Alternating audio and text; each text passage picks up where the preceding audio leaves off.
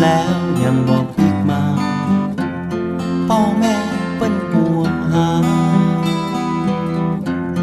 น้องบอกส่งข่าวมาอ้ายนี้เฝ้าห่วงใย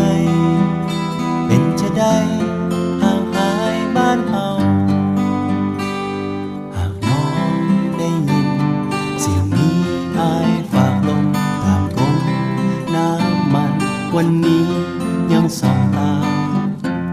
หอน้องปิกมา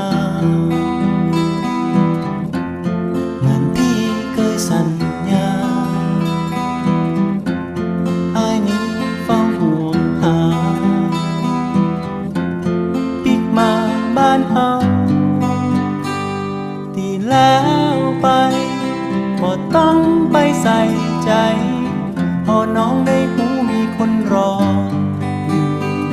ที่แล้วไปลืมตักเน้อหัวใจปิกมาบ้านเฮาตั้งต้นกันใหม่แถมกำ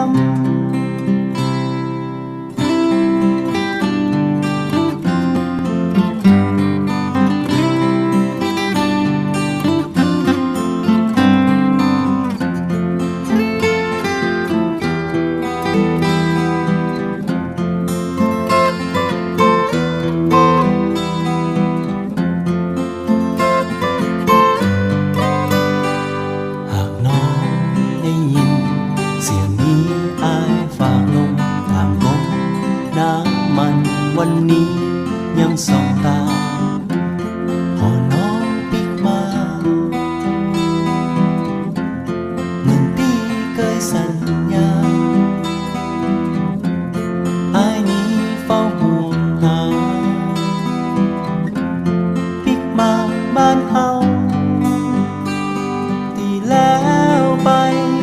บ่ต้องไปใส่ใจพอน้องได้หูมีคนรออยู่ดีแล้วไป